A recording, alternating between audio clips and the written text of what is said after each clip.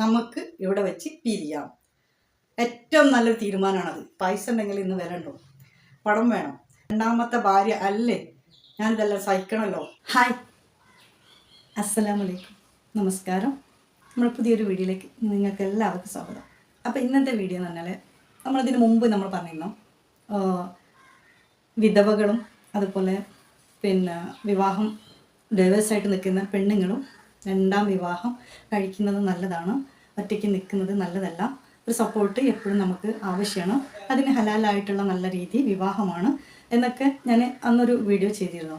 അപ്പോൾ ഒറ്റയ്ക്ക് നിൽക്കുന്നതും ഒറ്റപ്പെട്ടിട്ടുള്ള ഒരു ജീവിതവും അതിൻ്റെ വേദനകളും യാതനകളൊക്കെ പറ്റിയിട്ട് അന്നൊരു വീഡിയോ ചെയ്തിരുന്നു. ഒരുപാട് ആൾക്കാർ അതിനെ സപ്പോർട്ട് ചെയ്തിട്ടുണ്ടായിരുന്നു. അപ്പോഴാണ് എനിക്കറിയാൻ പറ്റിയത് ഒരുപാട് ആൾക്കാർ ഇതേപോലെ ഈ സിറ്റുവേഷൻ ഉൾക്കൊണ്ടിട്ട് ജീവിക്കുന്നുണ്ട്, ഒന്നിനും പറ്റാത്ത രീതിയിൽ. ഒന്നല്ലെങ്കിൽ വീട്ടുകാരുടെ സപ്പോർട്ട് ഇല്ലാത്തതാവേണ്ടായിരിക്കാം, അല്ലെങ്കിൽ അവർക്ക് അതിന് സ്വന്തമായിട്ടൊരു തീരുമാനം എടുക്കാൻ പറ്റാത്ത ഒരു അവസ്ഥ അങ്ങനെ വന്നതുകൊണ്ടായിരിക്കും. അങ്ങനെയൊക്കെയുള്ള ഒരു സാഹചര്യത്തിൽ മനസ്സിൽ അവർക്ക് ആഗ്രഹം ഉണ്ടെന്ന് മനസ്സിലാവുന്നുണ്ട്. പിന്നെ ചിലർ പല വേണ്ട എന്നുള്ളതിന് ഹാപ്പി ആയിട്ട് നിൽക്കുന്ന ആൾക്കാരും ഇല്ല. അപ്പം അങ്ങനെയുള്ള ഒരു അവസ്ഥയിലും ഉണ്ട്. അപ്പോൾ എനിക്ക് പറയാനുള്ളൊരു കാര്യം, എല്ലാവരും പെണ്ണുങ്ങളെ കുറ്റപ്പെടുത്തുന്നത് രണ്ടാം വിവാഹം കഴിക്കുന്നതിനെ പറ്റിയിട്ട്. ഭർത്താവ് ആദ്യം ഒരു ഭാര്യ ഉണ്ടെങ്കിൽ പിന്നെ അതും കൂടെ പറയും വേണ്ട. പിന്നെ എന്താ പറയുക, ഒരു ആണിൻ്റെ ഭാര്യ മരണപ്പെട്ടിട്ടുണ്ടെങ്കിൽ എത്രയും പെട്ടെന്ന് ഈ പെണ്ണുങ്ങൾ തന്നെയാണ് നിർബന്ധിച്ചിട്ട് വേറെ വിവാഹം കഴിപ്പിക്കുന്നത്. അങ്ങനെയുണ്ട്. കുറച്ച് പ്രായമായ ആൾക്കാർക്ക് ചിലപ്പം അത് അവർ അത്ര അങ്ങോട്ട് ഇതാവില്ല. ചെറുപ്പക്കാരാണെങ്കിൽ വേഗം എനിക്ക് വേണ്ടടാ, എനിക്കൊരു കൂട്ട് വേണ്ടടാ, എനിക്ക് ഒറ്റക്കായാൽ ഇങ്ങനെയാണ് അതാണെന്നൊക്കെ പറഞ്ഞു. പെണ്ണാണെങ്കിൽ പിന്നെ അതിൻ്റെ ആവശ്യമില്ല. അവളോട് നിർബന്ധിക്കുന്നത് 1-2 പ്രാവശ്യമൊക്കെ ഒന്നുകൊണ്ട് പറഞ്ഞു നോക്കും. പിന്നെ അവൾ വല്ലാതാണ്ട് നിർബന്ധിക്കണില്ല, അവൾ അതിൽക്കാണ്ട് വരുന്നില്ല. അവൾ വരായല്ല, അവളെ മാനസികമായിട്ടുള്ള അവസ്ഥ അങ്ങനത്തേതാണ്. പെട്ടെന്നൊരു പെണ്ണിന് വേറൊരു ആണിൽ നിന്ന് വേറൊരു ആണിലേക്ക് പോകാനുള്ളൊരു ഇത് അങ്ങനെയുള്ള അവസ്ഥ ആയിരിക്കില്ല, മാനസികാവസ്ഥ. ഒരു പെണ്ണിനും അങ്ങനെ പറ്റില്ല. രണ്ടാമത്തത് നമ്മളെ കുട്ടികളെ തന്ത, പിന്നെ നമ്മളെ അടുത്ത് നിന്ന് അദ്ദേഹം പിരിഞ്ഞു പോവുകയാണ്, മരണപ്പെട്ടു പോവുകയാണ്. അപ്പോൾ അതിൻ്റെ ഒരു വിഷമം ഒക്കെ നമ്മളെ മനസ്സിലുണ്ടാവും. വർഷങ്ങളോളം ചിലർക്ക് നീണ്ടു നിൽക്കാം. അപ്പോൾ വർഷങ്ങളോളം നീളണ്ട, അതിനുള്ളിൽ നമ്മൾ അതുപോലെ എന്തെങ്കിലും ഒരു പരിഹാരം നമ്മൾ ഒറ്റപ്പെട്ടതിന് നമ്മൾ ചെയ്തു കൊടുക്കുമ്പോൾ അത് അതിൽ നിന്ന് തിരിച്ച് വരാൻ എളുപ്പമായിരിക്കും. പക്ഷേ ഒരുപാട് അങ്ങോട്ട് നീളുമ്പോൾ പല രീതിയിലും അത് റിയാക്ട് ചെയ്തേക്കാം, അങ്ങനെയും വരാം. എനിക്ക് പറയാനുള്ളത് എന്താ വെച്ചാൽ, ചില ആളുകളുണ്ട്, ആണുങ്ങൾ, അവർക്ക് ഭാര്യമാരിരിക്കെ രണ്ടാമതൊരു വിവാഹം ചെയ്യാൻ താല്പര്യപ്പെടുന്നവരുണ്ട്. ചില ആൾക്കാർ അങ്ങനെ ആ പേരും പറഞ്ഞിട്ട് പലരും പറ്റിക്കുന്നവരുണ്ട്, കല്യാണം കഴിക്കാതെ. അതുപോലെ മന്ദബുദ്ധികളെ മുതൽ രോഗികളെ വരെ, അതുപോലെ ഒറ്റപ്പെട്ട് നിൽക്കുന്നവർ സാഹചര്യം കണക്കാക്കിയിട്ടൊക്കെ എടുക്കുന്നുണ്ട്. അതായത് വീട്ടിൽ നമ്മളെ ആണുങ്ങളില്ലെങ്കിൽ, അതായത് ശക്തിയുള്ള ആണുങ്ങൾ, ബാപ്പൊക്കെ ചിലപ്പോൾ ഉണ്ടായിരിക്കാം. അപ്പം അങ്ങനെയുള്ള ഒരു മോള് വിധവായിട്ട് നിൽക്കുന്നുണ്ടെങ്കിൽ ആ സാഹചര്യം മുതലെടുത്തിട്ട് പല തവണ അവർക്കൊക്കെ വാക്കുകളും കൊടുത്തിട്ട് ഞാൻ നിങ്ങളെ മകളെ കല്യാണം കഴിക്കാമെന്നും ആ വാക്കാൽ തന്നെയാണ് പരസ്യമായിട്ട് തന്നെ കൊടുക്കും. അത് ചിലപ്പോൾ മൂല്യന്മാരായിരിക്കാം. ഞാൻ മൂല്യന്മാരെ കുറ്റം പറയില്ല, ഞാൻ വേണ്ടി വരണ്ട. തൊപ്പിയിട്ടിട്ട് വരുന്ന മൂല്യന്മാർ എന്ന് പറയുന്ന മൂല്യന്മാരുണ്ടല്ലോ, അതുപോലുള്ള ആൾക്കാർ, അങ്ങനെയൊക്കെയുള്ള ഒരുപാട് ആൾക്കാർ എനിക്ക് അനുഭവം ഉള്ളതുകൊണ്ടാണ് ഞാൻ പറയുന്നത് കേട്ടോ. അപ്പം നിങ്ങൾ ചോദിക്കണം എന്നോടാണോ എന്നുള്ളത്. ഏകദേശം എൻ്റെ അടുത്ത് വന്നും ചെയ്തിട്ടുണ്ട്, ഇല്ലയെന്നൊന്നും പറയുന്നില്ല. അപ്പം ആളെ പേരും തരമൊന്നും നമ്മൾ പറയുന്നില്ല. അങ്ങനെയൊക്കെ വാഗ്ദാനം പറഞ്ഞിട്ട് മാതാപിതാക്കളുടെ മുന്നിൽ നിന്നും മറ്റുള്ളവരുടെ മുന്നിലും എല്ലാവരുടെ മുന്നിലും വന്നിട്ട് പറഞ്ഞിട്ട് ഞാൻ സംരക്ഷിക്കും, ഞാൻ കല്യാണം കഴിക്കും. അപ്പം ആൾക്ക് ഓൾറെഡി 1-2 ഭാര്യമാരുണ്ടായിരിക്കും. പിന്നെ അവർ നിർബന്ധിച്ച് കയറി വന്നിട്ട് പറയുന്നതാണ്. അതുപോലുള്ള പല രാഷ്ട്രീയക്കാരുണ്ടായിരിക്കും, അതുപോലുള്ള വലിയ ആൾക്കാരൊക്കെ വന്നിട്ട് അങ്ങനെ ചെയ്യും. പാവങ്ങളെ നോക്കിയിട്ടാണ് താങ്ങുക. അതായത് ബാക്ക്ഗ്രൗണ്ട് അവർക്ക് ആരും സപ്പോർട്ടില്ലാത്ത ആൾക്കാർ, പണമല്ല നോക്കുന്നത് കേട്ടോ, മറ്റുള്ള കാര്യങ്ങൾ. അപ്പോൾ അവർക്ക് ആകെ ഉദ്ദേശം ഒന്ന് മാത്രമേ ഉള്ളൂ, ആ ഉദ്ദേശം നടക്കണം, അത് കഴിഞ്ഞ് പോകണം എന്നുള്ള ഉദ്ദേശം മാത്രമാണ്. വേറെ ചില ആൾക്കാരുണ്ട്, കല്യാണം വ്യഭിചരിക്കണ്ട, വ്യഭിചാരത്തിന് പകരം നമുക്ക് നിക്കാഹ് ചെയ്യാം താൽക്കാലികത്തിന്. അത് അവർ തന്നെ മനസ്സിൽ ഉറപ്പിച്ചിട്ടുള്ള കാര്യമാണ്, അവർ പ്ലാനിങ് ആണ്. ആ പ്ലാനിങ് കൂടെ അവർ ചെയ്യുന്ന കാര്യമാണത്. താൽക്കാലികത്തിന് മാത്രമായിട്ട് ഒരു പെണ്ണിനെ നിക്കാഹ് ചെയ്യുക, അത് ഇതേപോലെ തന്നെ ആയിരിക്കും. എങ്ങനെ ആരും ഇവരും അത്ര ബാക്ക്ഗ്രൗണ്ട് ശക്തി ഇല്ലാത്ത ടീമിനെ നോക്കി അതുപോലെ കല്യാണം കഴിച്ചിട്ട് ആദ്യമൊക്കെ ഒരു 5-6 മാസമൊക്കെ, ചിലപ്പം 3-4 മാസമൊക്കെ നല്ല ഹാപ്പി ആയിട്ട് ചിലപ്പോൾ അങ്ങനെ അവരുടേതായിട്ടുള്ള ഒരു ഇത് എൻജോയ് ചെയ്യും. അപ്പോഴും ഈ പെണ്ണിൻ്റെ അവസ്ഥ, ഈ പെണ്ണ് ഒരുപാട് ആഗ്രഹിച്ചിട്ടുണ്ടായിരിക്കും, കഴിഞ്ഞ ജീവിതത്തിൽ ഒരുപാട് അനുഭവിച്ചതായിരിക്കും. അതിൽ നിന്ന് തിരിച്ചു വന്നിട്ട് അവൾ പല പ്രതീക്ഷയും ഈ ആണിലൂടെ അവൾ വിചാരിച്ചിട്ടുണ്ടായിരിക്കും. അപ്പം അതൊക്കെ ഒന്ന് എന്താ പറയുക, അതിന് മുമ്പ് കാണിച്ചു കൊടുത്തിട്ടുണ്ടായിരിക്കും, അല്ലെങ്കിൽ ഈ കല്യാണം കഴിഞ്ഞ ആ മാസത്തോടെ ഇങ്ങനെ അറിയിച്ചു കൊടുത്തിട്ടുണ്ടായിരിക്കും, ഇതൊക്കെ ഞാൻ തരേണ്ട വാഗ്ദാനങ്ങൾ കൊടുത്തിട്ടുണ്ടായിരിക്കും. എന്നെക്കൊണ്ട് ഒരുപാട് സന്തോഷം ഉണ്ടാവും, ഞാൻ അങ്ങനെ തരാം, ഞാൻ ഇങ്ങനെ തരാം, ഞാൻ അങ്ങനെ ആക്കും, ഇങ്ങനെ ആക്കും എന്നൊക്കെ പറഞ്ഞിട്ട് ആഗ്രഹങ്ങളും ആശകളൊക്കെ കൊടുത്തിട്ടുണ്ടായിരിക്കും. ഇതൊക്കെ കിട്ടുമ്പോൾ ആ കുട്ടി വിചാരിക്കുക, ഓ ഞാൻ രക്ഷപ്പെട്ട് കുറേ കഷ്ടപ്പെട്ടതിന് അള്ളാഹു എനിക്ക് നല്ലൊരു ഭർത്താവിനെ തന്നല്ലോ, അപ്പം ഞാൻ ഇനിയുള്ള ജീവിതങ്ങളിൽ സമാധാനിച്ച് സന്തോഷത്തിൽ ഇരിക്കാൻ പറ്റുമല്ലോ. അങ്ങനെ ചിന്തിച്ചുകൊണ്ടിരിക്കുന്ന സമയത്ത് അതിലാവും പ്രഗ്നൻ്റ് ആവുക, കുട്ടികളുണ്ടാവുക, അങ്ങനെയൊക്കെയുള്ള കാര്യങ്ങൾ നടക്കുക. ഇതൊക്കെ ഇങ്ങനെ നടന്നുകൊണ്ട് വരുമ്പോൾ ഈ ചങ്ങാതിക്ക് ഇതിനോട് വെറുപ്പും പിന്നെന്താ പറയുക, മടുപ്പും ചടപ്പും ഒക്കെ കൊണ്ട് വരൽ തുടങ്ങും. കാരണം അവിടെ കുട്ടികളൊക്കെ ഉണ്ട്, ഇത് കുട്ടികളുണ്ടാവാനോ അങ്ങനെയൊന്നും അല്ല, അത് എൻജോയ് ചെയ്യാൻ വരുന്നതാണ്, അതിലായി പോകുന്നതാണ്. അപ്പോൾ കുട്ടികൾ ഉണ്ടാകാൻ ഉദ്ദേശിക്കാതെ അവർ എൻജോയ് ചെയ്യാൻ വരുന്ന സമയത്ത് ഈ സ്ത്രീക്ക് ചിലപ്പം ആദ്യത്തെ ഭർത്താവിൽ നിന്ന് കുട്ടികൾ ഉണ്ടായിട്ടുണ്ടായിരിക്കില്ല, അല്ലെങ്കിൽ അത് ഉണ്ടായിട്ടുണ്ടാവാം, ചിലപ്പം അത് മരണപ്പെട്ടതാവാം, അതല്ലെങ്കിൽ അവരെ ഭർത്താവ് അവരെ കൊണ്ടുപോയിട്ടുണ്ടാവാം കുട്ടികളെ. അങ്ങനെയുള്ളൊരു സന്ദർഭത്തിൽ ഇവർക്ക് കുട്ടികൾ ഉണ്ടാവില്ല ഇവരുടെ അടുത്ത്. അപ്പോൾ ആ കുട്ടികളെ സ്വന്തമാക്കാൻ ഒരു കുട്ടീനെ കിട്ടുമ്പോൾ അവർക്ക് ഒരു സന്തോഷം ഉണ്ടാവുള്ളൂ, ഇതിൽ കൂടെ ഒരു കുഞ്ഞിനിക്കുണ്ടല്ലോ എന്നുള്ള ഒരു ഇതും. പിന്നെ ആ സ്ത്രീ അത് സഹിക്കണം. ചില ബന്ധങ്ങൾ ഊട്ടി ഉറപ്പിക്കാൻ മക്കൾ അനിവാര്യമാണ് അല്ലേ, സന്താനങ്ങൾ അത് ബന്ധങ്ങൾ കൂട്ടി ഉറപ്പിക്കുകയുള്ളൂ, അകറ്റൂല. അപ്പം ആ ഒരു ഇതും കൂടെ കൂടിയിട്ടായിരിക്കും ആ സ്ത്രീ അതിന് രണ്ടാമത്തെ ഭർത്താവിൽ നിന്ന് അങ്ങനെ ഗർഭിണി ആവുന്നതും അതിന് തയ്യാറാവുന്നതും. ആ ഒരു ഇതാണ് ഒരു ഉമ്മ എന്നുള്ളത് അവരുടെ മനസ്സിലുള്ളത് കൊണ്ടാണ്. അപ്പം ആ മദറിൻ്റെ ഒരു ഉമ്മാൻ്റെ സ്നേഹം മനസ്സിലുള്ളത് കൊണ്ടാണ് അവരതിന് തയ്യാറാവണം അല്ലേ.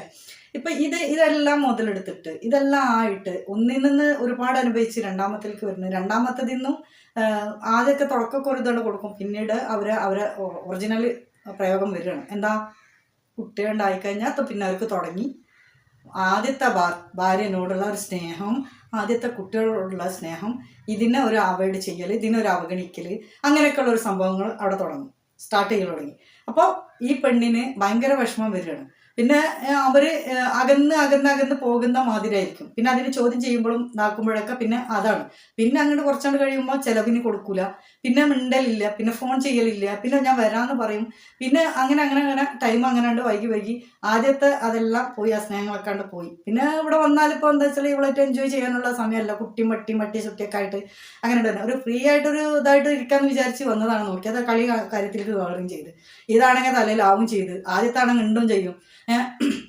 അപ്പോൾ ഇവിടെ വന്നിട്ട് നമ്മൾ രണ്ടാം ഭാര്യനോട് പറയുന്നതും കാരണങ്ങളൊക്കെ എന്തായിരിക്കും, ആദ്യത്തെ ഭാര്യ എന്നെ സ്നേഹിക്കണേ ഇല്ല, അവളെ തൊട്ട ഒന്നുമില്ല, അവൾ അങ്ങനെയാണ്, അവൾ ഇങ്ങനെയാണ്, ഞാൻ എണീക്കുമ്പോൾ അവൾ എണീക്കൂല, ഞാൻ ഒരു ഗ്ലാസ് ചായ ചോദിച്ചാൽ മണിക്കൂർ കഴിഞ്ഞിട്ട് അവൾ തരുള്ളൂ, തുണി അലക്കലില്ല, വൃത്തിയില്ല, വെടുപ്പില്ല, അവൾക്ക് അവളെ മക്കൾ ഇത് മതി, നമ്മളെ നയിച്ചു കൊണ്ടുവരുന്നത് അവൾക്കൊരു വിലയില്ല, അതിനൊരു ഇതില്ല, അവൾക്ക് പൈസ ആണ് ആവശ്യം, എന്നെല്ലാം ആവശ്യം, എന്നെ സ്നേഹിക്കാൻ എവിടെ, ഇതൊക്കെ പച്ച കള്ളായിരിക്കും.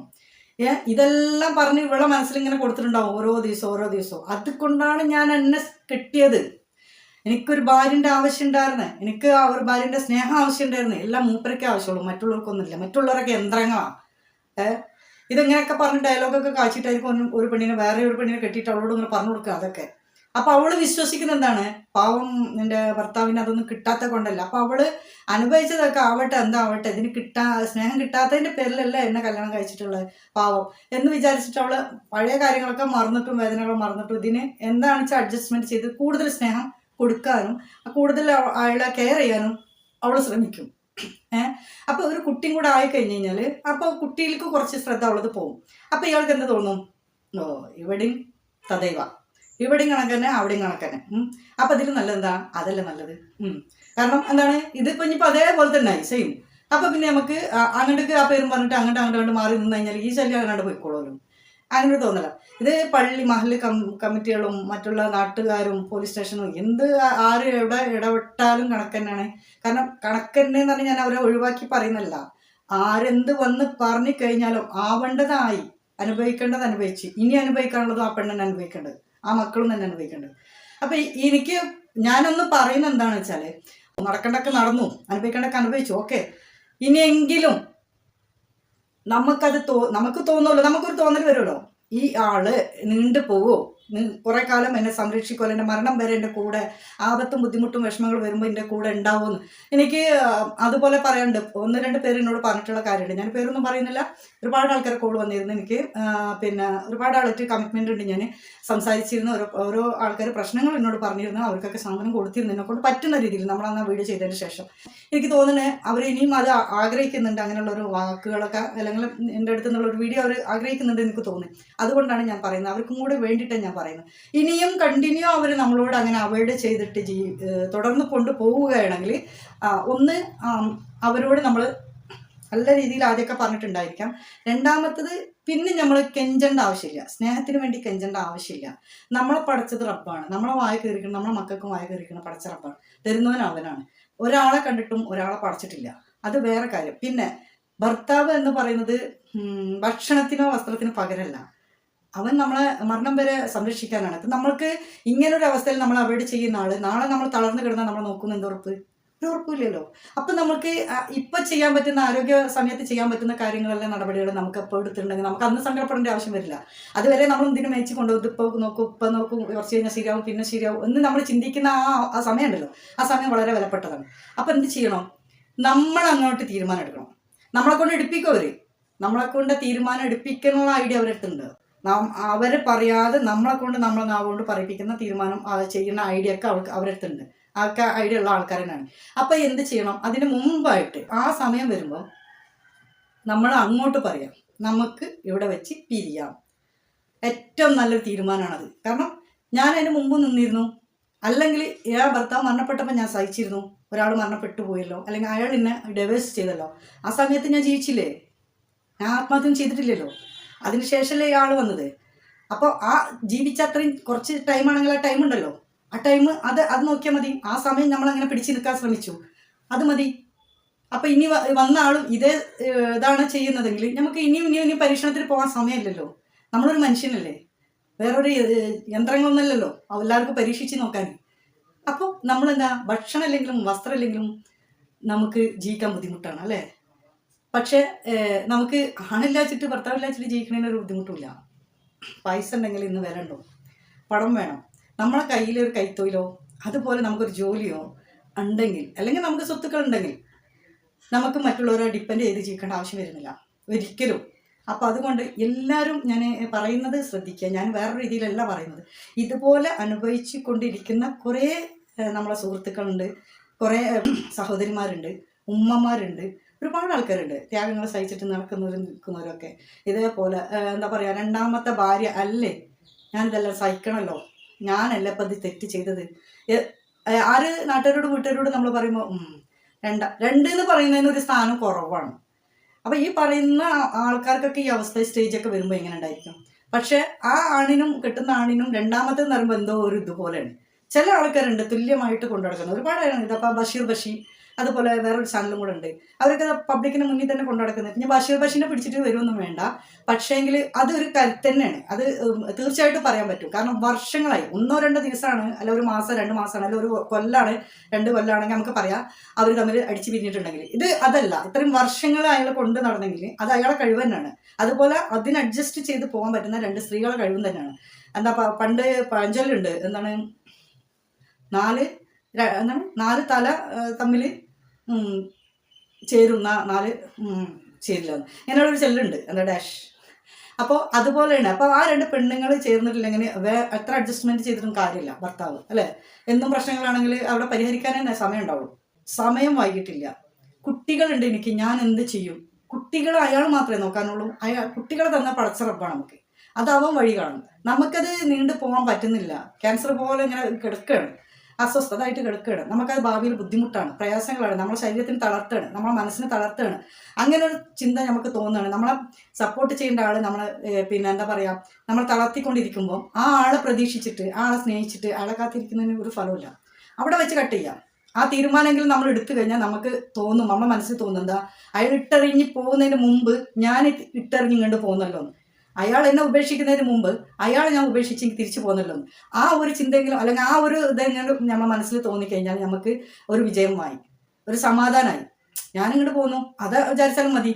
അപ്പം ഞാൻ എല്ലാവരോടും അങ്ങനെ പോരാനല്ല പറഞ്ഞത്. ഇങ്ങനെയുള്ളൊരു ചുറ്റുപാട്, ഇങ്ങനെയുള്ളൊരു അവസ്ഥ ഉണ്ടാകും. അള്ളാഹുവിൻ്റെ റസൂൽ പോലും പറഞ്ഞിട്ടുണ്ട്, മുന്നോട്ട് പോകാൻ പറ്റാത്തൊരു ജീവിതം അങ്ങനെ ഉണ്ടെങ്കിൽ പിരിയുന്നതാണ് ഏറ്റവും ബെറ്റർ. അല്ലാഞ്ഞാൽ എന്താ വെച്ചാൽ അത് കൊണ്ട് നാശങ്ങളെ ഉണ്ടാവുള്ളൂ പല രീതിയിലും.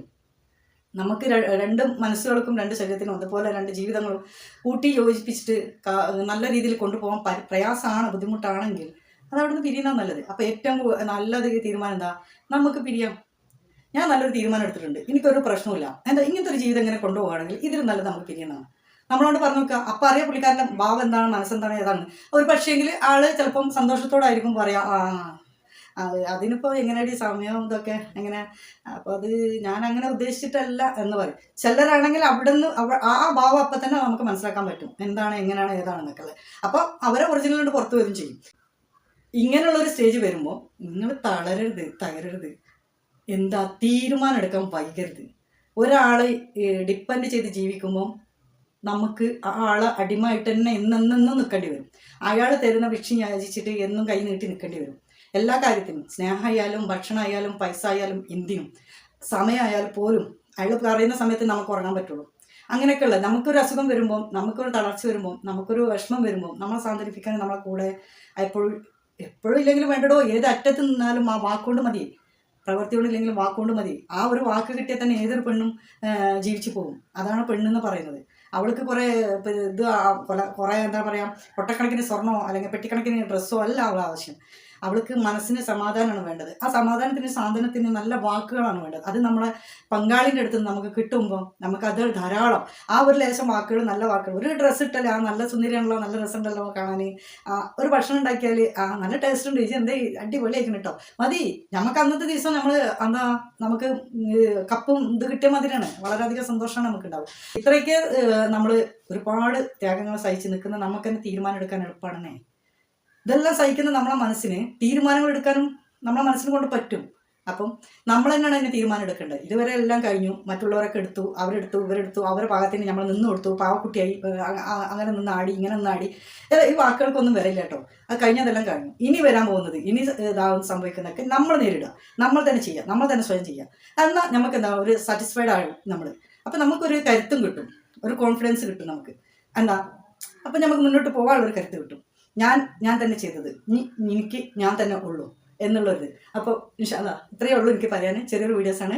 അപ്പോൾ എല്ലാവരോടും അടുത്ത വീഡിയോസുമായി വരാം. ഇതിൽ കമൻറ്റ് ഇടാൻ നിങ്ങൾ മറക്കണ്ട, എന്തായാലും കമൻറ്റ് ഇടുക. അപ്പോൾ നിങ്ങളുടെ അഭിപ്രായങ്ങളൊക്കെ ഒന്ന് പറയുക, എന്നാലും എനിക്ക് അടുത്ത വീഡിയോ എന്താണ് ചെയ്യാൻ പറ്റുള്ളൂ. അപ്പോൾ ഓക്കെ, അസ്സലാമു അലൈക്കും, അസ്സലാമു.